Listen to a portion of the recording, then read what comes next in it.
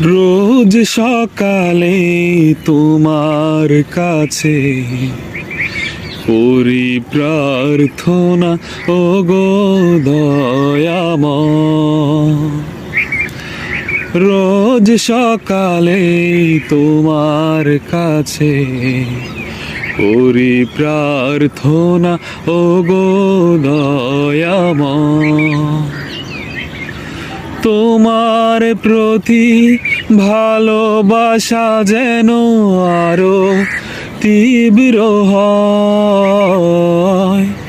রোজ সকালে তোমার কাছে করি প্রার্থনা, ও গো দয়াময়।